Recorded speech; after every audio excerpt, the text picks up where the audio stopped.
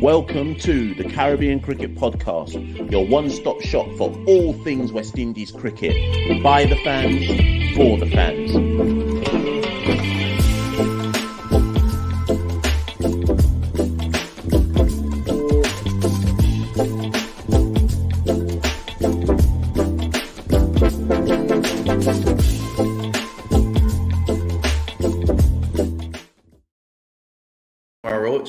And I listen to the Caribbean Cricket Podcast.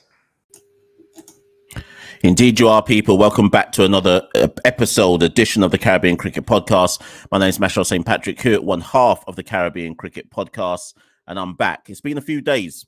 It's been a few days since I recorded something, taking a bit of a break, you know, doing some other bits and pieces, etc., etc. But we're back and we're here to assess some key talking points in West Indies cricket. And this particular episode is going to look at the West Indies A tour of Bangladesh.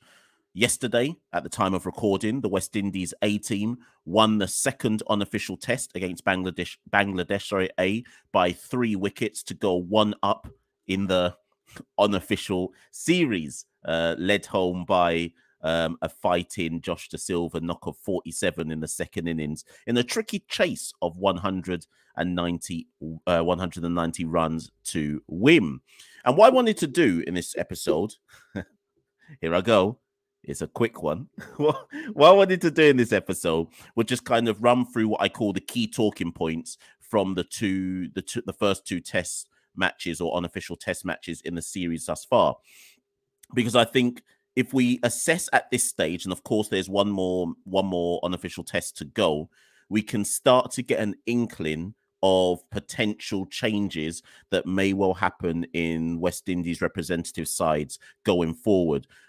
Based on some selections prior to this A tour, most notably for Zimbabwe and South Africa, we'd kind of already got an inkling of where Desmond Haynes and Roland Butcher and the selectors were thinking with regards to West Indies red ball sides, etc. But I think this tour has helped us somewhat in terms of plotting the next stages. Before I go into it, it's also important to stress the following.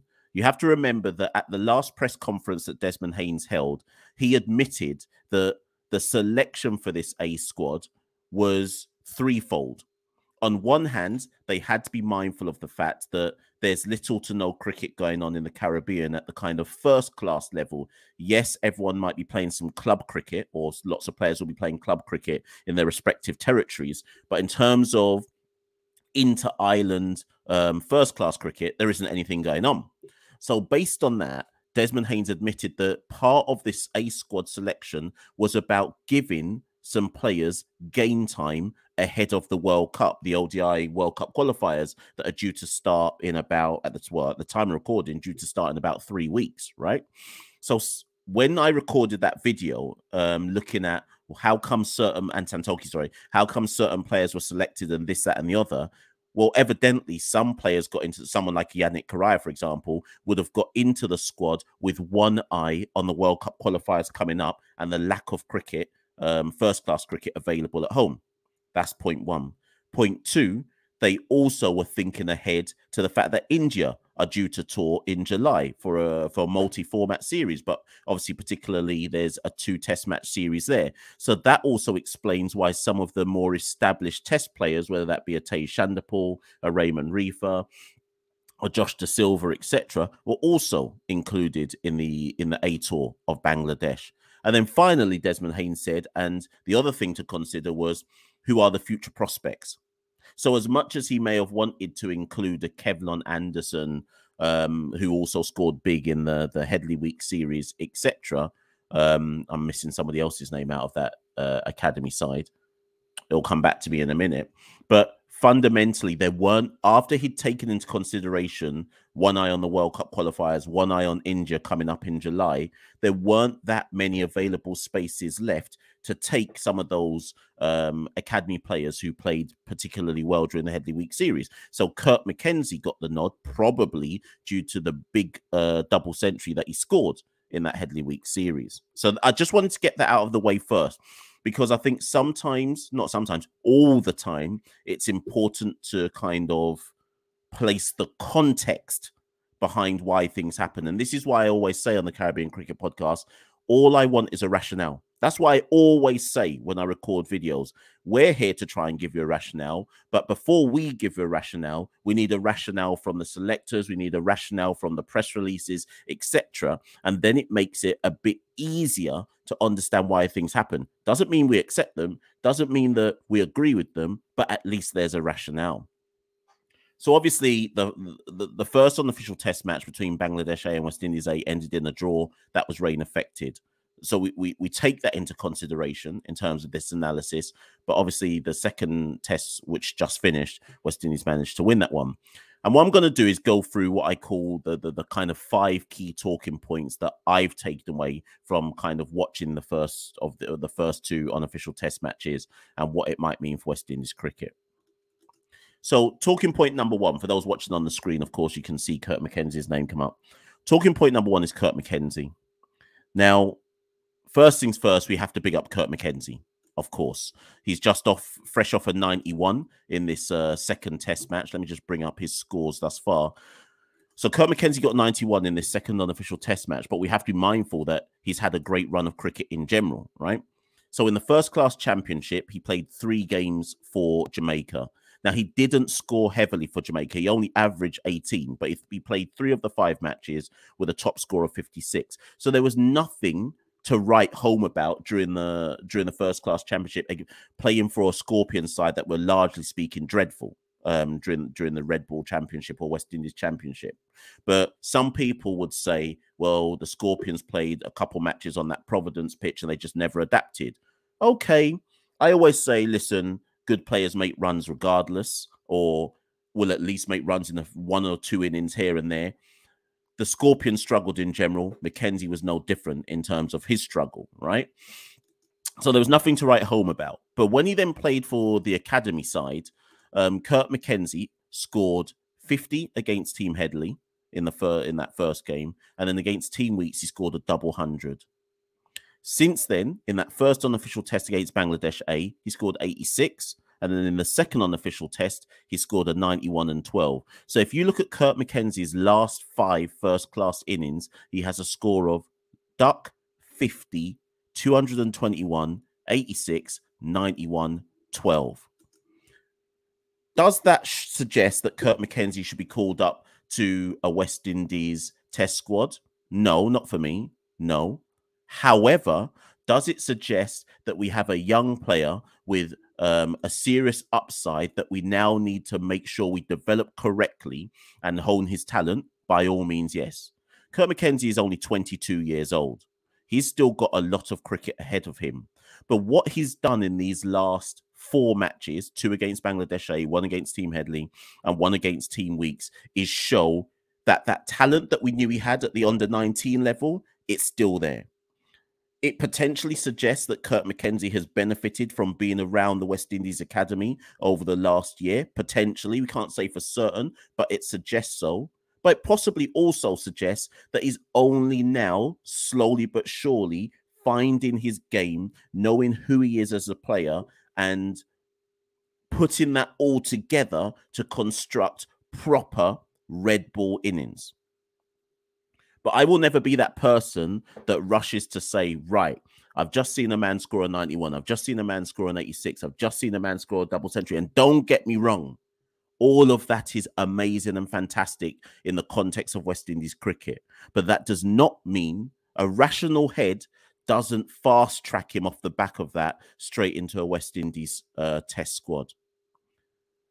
It means that we sit with him and we plot a pathway of development that ensures that a year to 2 to 3 years from now, Kirk Mckenzie naturally progresses into representing a West Indies senior side. And that is the difficulty that we have always had in our regional game, that we see the talent at 19, 20, 21, 22, and then we fumble the talent.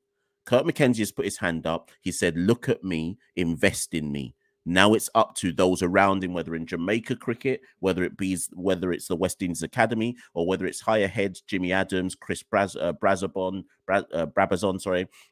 Graham West, Andre Coley, etc., who's obviously now the Red Ball head coach, to come up with a strategy.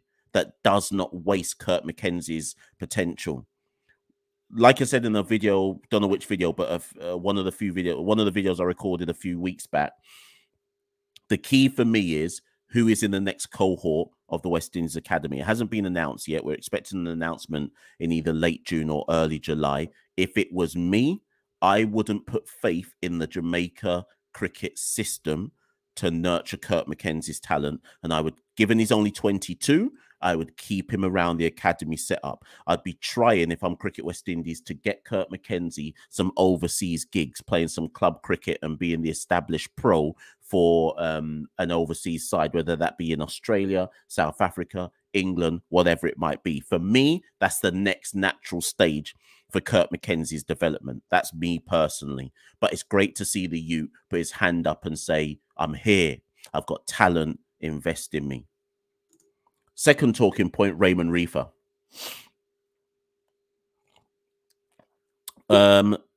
Okay, so Raymon Reifer is in the ODI squad to go to UAE.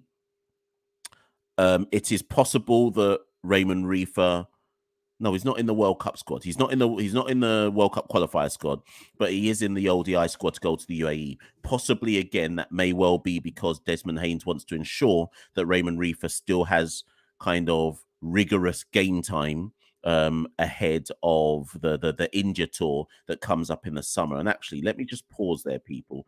Let me just double check, because so much has happened in West Indies cricket over the last month or so that I may even have this wrong. Let me just double check. I do not believe that Raymon Reifer is in the World Cup qualifier squad, but I just want to make sure. Yeah, he's not, right? So Raymon Reifer is not in the West Indies World Cup qualifier squad, but he is going to the UAE for those ODI matches. So again, like I say, that may well just be to give him some game time.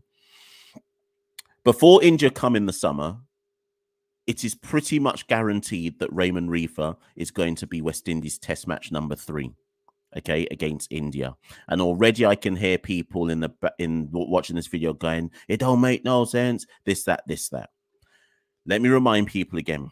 Raymon Reifer has now, in the last few Test matches, he scored consecutive 50s for the West Indies. So he scored 2 50s against Zimbabwe, sorry. So he scored 58 in that first Test match, 53 in the second Test match. And then in the first Test against South Africa, he scored 62.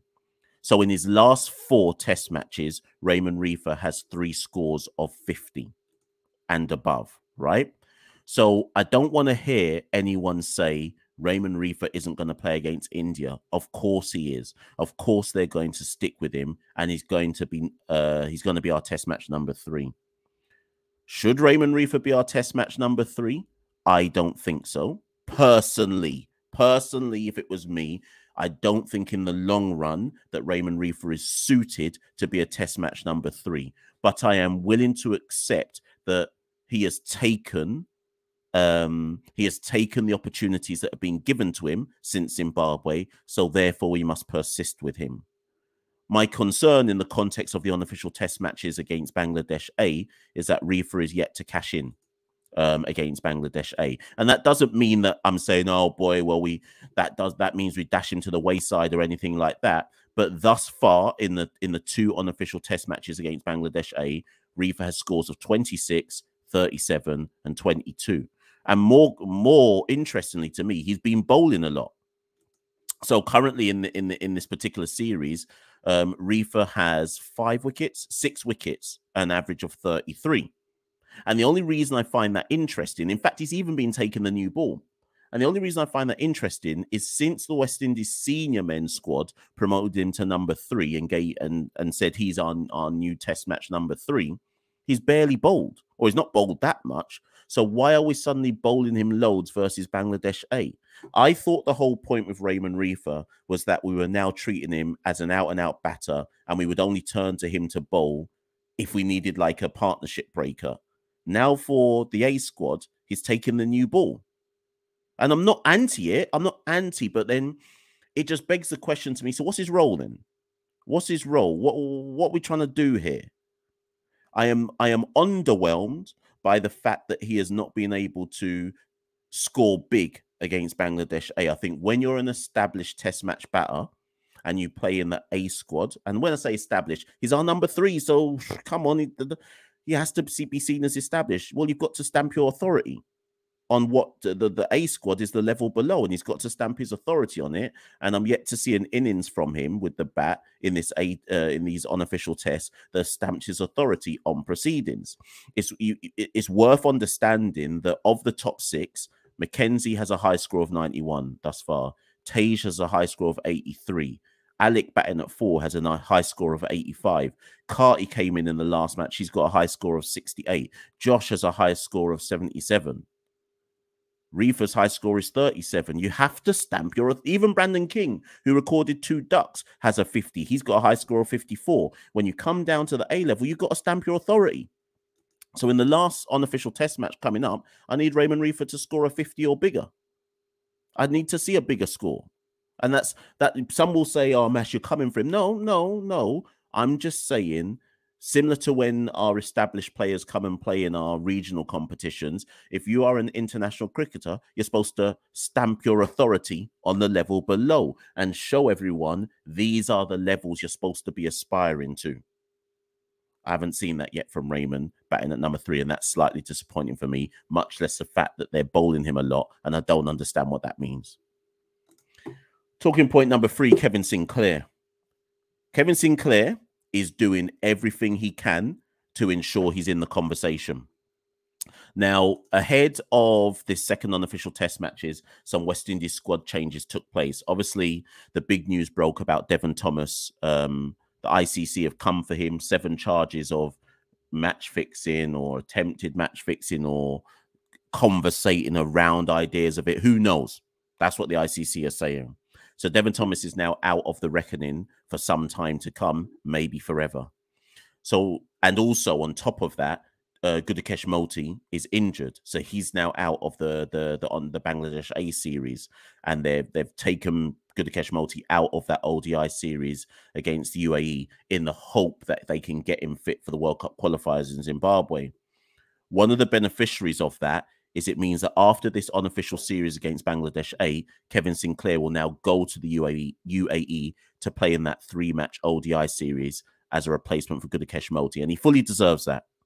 Let's not forget that in the recently completed West Indies domestic championship, Kevin Sinclair was one of the best bowlers in the competition, 18 wickets, I think 18 or something like that for the Harpy or for the champion Harpy Eagles.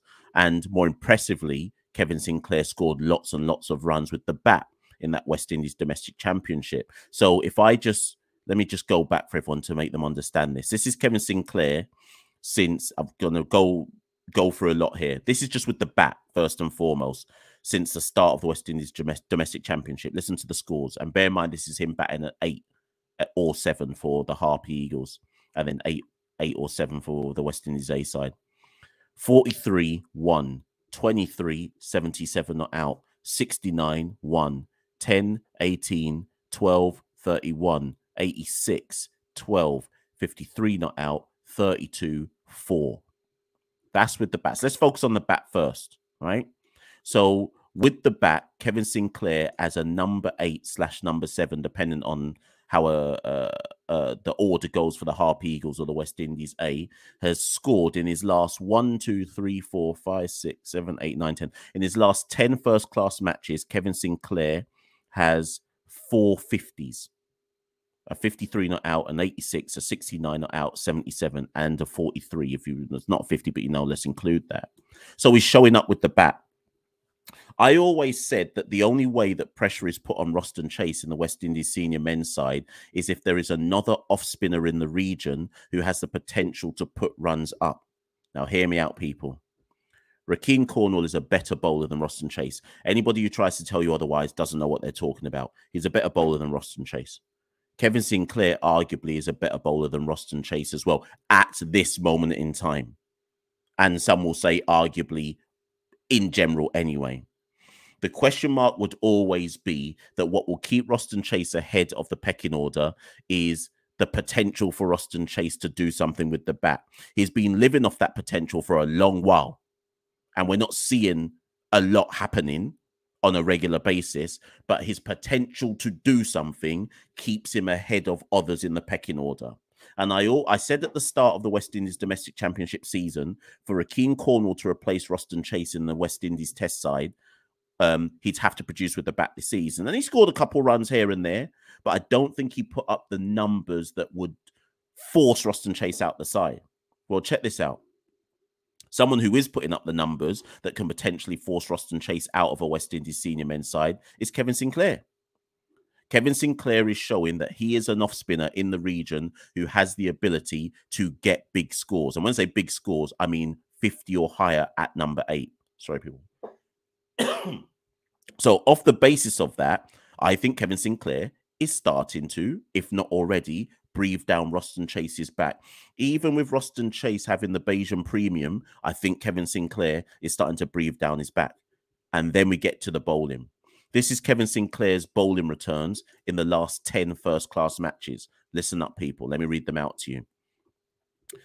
3 for 65, none for 10. 2 for 66, none for 3. None for 6, 1 for 31. 4 for 37, 2 for 48, 6 for 33, 2 for 71, 1 for 47, 5 for 48, none for 12, 1 for 30, 2 for 44, 5 for 79.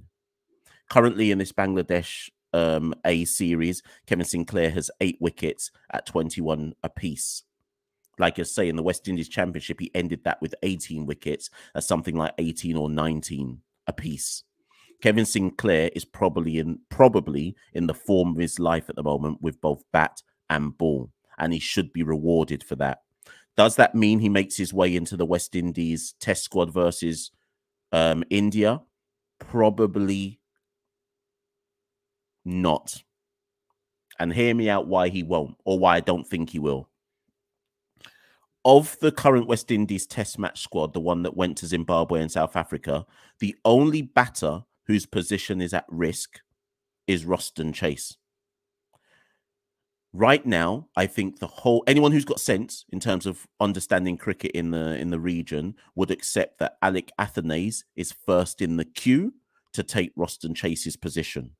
If it comes down to, bear in mind that Roston Chase batted 5 against South Africa. So Alec Athanaze, to me, is in pole position to take Roston Chase's position versus India. But that does not mean that they will drop Roston Chase from a test match squad. It just means that Alec Athanaze might take his position as an out-and-out bat. It then boils down to whether Desmond Haynes and Roland Butcher and Andre Coley then determine that it's better to keep Roston Chase around for his experience, or promote Kevin Sinclair above him and say, let's bring through the youth, Kevin Sinclair, and let's give him the chance. Kevin Sinclair is still only 23 years old. So this is why I'm saying they may well still opt for Roston Chase's experience and say, well, Roston Chase, 5 test match centuries, even though he's not made one since 2019.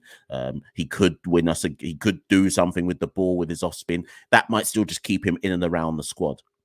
But based on the configuration and setup of a West Indies test match squad, I only can foresee Alec Athanaze coming in, Roston Chase coming out, and then it boils down to, will Roston Chase be dropped from the squad altogether? So I don't know, or don't foresee, despite Kevin Sinclair being in the form of his life, if what he's doing, or what he's doing versus Bangladesh A, what he did in the Headley Week series, what he did in the West Indies Championship for Guy and Harp Eagles, I don't know if that's going to be enough to get him into the senior men's squad in the red ball format. It's not enough to even get him in the white ball format yet. So we just have to watch this space. But Kevin Sinclair is doing all he can do. Talking point 4, Anderson Phillip. Some may remember that I recorded a video a few weeks back when I looked at who should go on the A squad tour. And I said I thought there was 2 fast bowler positions available between 3 guys. I said that I expected 2 from Jair McCallister, Anderson Phillip, and Marquinhos Minley. I think I'll go back and watch the video, but I believe I said that Marquinhos Minley should definitely be one of them. And the reason why I said Marquinhos Minley should definitely be one of them is because sequentially, it would make sense in terms of the process. Those people will remember that Marquinhos Minley has already played for the West Indies A squad. He's already one of the top bowling fast bowling performers in the region. When people got struck down with injury in Australia, they flew Marquino Mindley from the Caribbean to Australia. And then obviously Marquino broke down, probably not in small part due to the long flight he had to do across 2 days, right? And I said that, and then, sorry, we had the West Indies First Class Championship, and Marquino Mindley was again one of the top performing bowlers in the West Indies Championship for the Scorpions, and that being a bad Scorpion side at that. And I questioned at the time, surely they can't overlook Marquino Mindley, because what has he done to not deserve to be picked, if that makes sense? And this is what I think happened. Jair McCallister deserved the pick simply because he's the quickest bowler. Outside of Alzari Joseph and Shannon Gabriel, Jair McCallister is probably the quickest bowler in the region. I've got a few issues with his action. I think it's very raw. I think it needs some work, but the man bowls quick. So I get it in terms of Jair McCallister. Anderson Phillip has just come back from injury.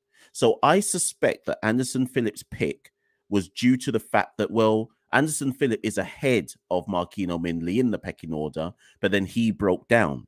So I just wonder if Anderson got the pick simply because prior to his injury, he was ahead of Marquino Mindley. But I don't know if anybody assessed the fact that Anderson Phillip isn't back to his best yet, having come back from his injury. So did they pick him for this A-team tour to basically just give him some more games to help him on his match fitness route, and because there's no first-class cricket for him to play back in Trinidad? That must be the reasoning, because it made no sense on form and on performance to overlook Marquino Mindley. Now, I say all this to say that in this A-team tour, Anderson Phillip came in for this one game in the second unofficial test. He weren't good. He weren't good. He looks short of match fitness for me. He's not. That doesn't mean I'm not. Don't get me wrong, people. I'm not writing off Anderson Phillip.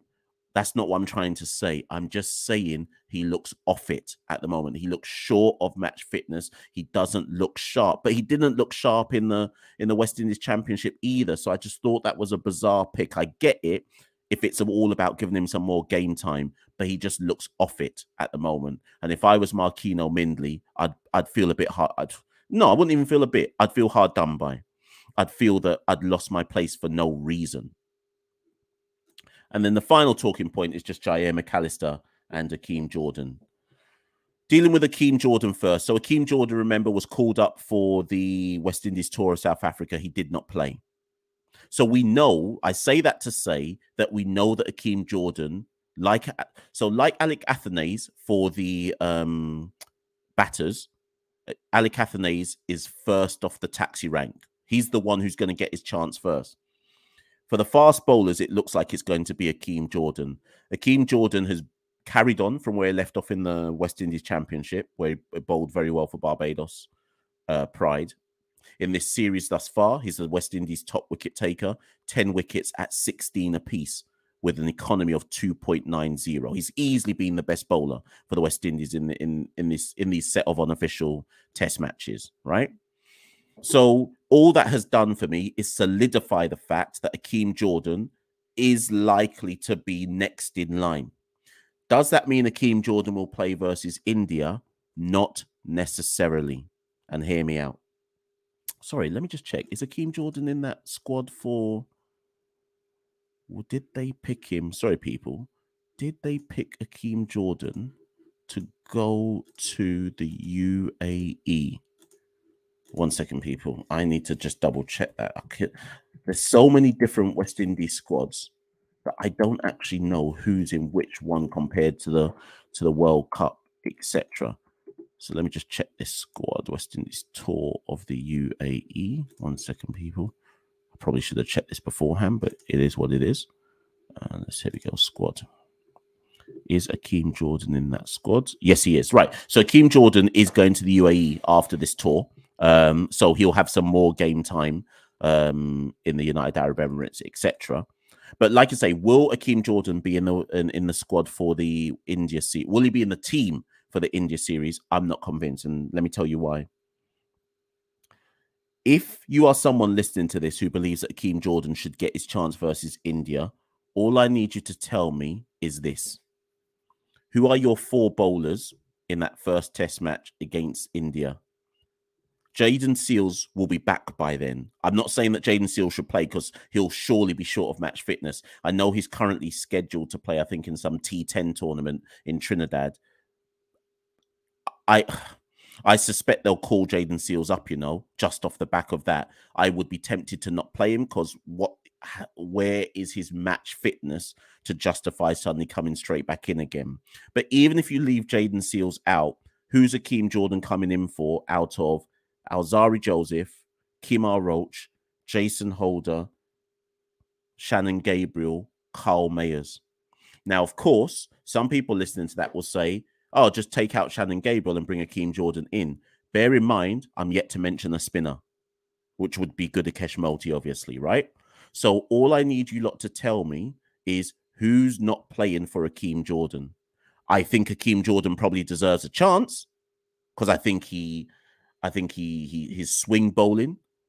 I've seen enough of him to know that his swing bowling would be effective at the international level. I think he gets early movement with the new ball. I think he's a clever bowler. And I think he's accurate. So Akeem Jordan is worth persisting with. But who would we drop to get Akeem Jordan in? I'm not convinced there's anyone that loses out for Akeem Jordan yet, unless there's an injury. By all means, get in the comments below. Let me know if I got it wrong. And then finally, Jair McCallister. So Jair McCallister against Bangladesh A has taken, let me get my stats, 10 wickets also at 21 apiece. His economy is 4.18. I would love to know what people think about Jair McCallister. Certainly based on what I've seen, both from the West Indies Championship when he was playing for Barbados and in these first 2 unofficial test matches against Bangladesh A, there is no doubting his raw speed. There is no doubting the hostility that he can bowl with. There's no doubting that he's got the ability to crank it up and bowl some hostile overs if required, particularly if there's nothing going on and nothing in the pitch. His bowling action to me does not look smooth. I'm not convinced yet that Jair McCallister has the level of control that suggests he's ready for the highest level of cricket, which is fine because that's the whole point of 18 cricket, right? It's there to prep you and get you ready and so on and so forth. But I would be very cautious of jumping to a conclusion that just because Jair McCallister is quick, that he's now ready for an international step up and ready for the senior men's side. I know they were thinking about calling him up for South Africa. I'd been told that was part of their thinking before Akeem Jordan got the pick. I would just hesitate and ask everybody who's promoting Jair McCallister, and he has talent and ability, I think we should just work on him a bit more. I think he still needs some refining. That doesn't mean at the cost of him losing his pace, but I'm just worried about some of his control. And I think that it would get exploited at the highest level. So we just have to be mindful of that with Jair McCallister. I said this was going to be a quick one, people, and as usual, it hasn't turned out to be. We're coming up to 35 minutes here. But let me know. That was just 5 key talking points of things that I've kind of picked up on from the first 2 unofficial test matches versus Bangladesh A. I'm sure some of you tuned in wondering if I was going to talk about Darren Sammy and what he said in the press conference and Devon Thomas and this, that, and the other. There's more videos coming over the next few days, but this one was just dedicated to looking at the A-team tour thus far. As usual, people, with the Caribbean Cricket Podcast, by all means, or not even by all means, I want you to smash the like button, share it, subscribe it. We're still on that road to 5K YouTube subscribers. Follow us on Twitter and Instagram. Just search at Carib Cricket. And of course, if you'd like to support the Caribbean Cricket Podcast and help and keep us on the road, keep us running, you can become a patron at www.patreon.com/Carib Cricket. I've been Machel St. Patrick here at one half of the Caribbean Cricket Podcast.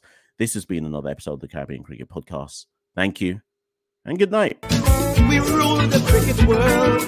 Now the rule seems coming. Welcome to the Caribbean Cricket Podcast, your one-stop shop for all things West Indies cricket. By the fans, for the fans.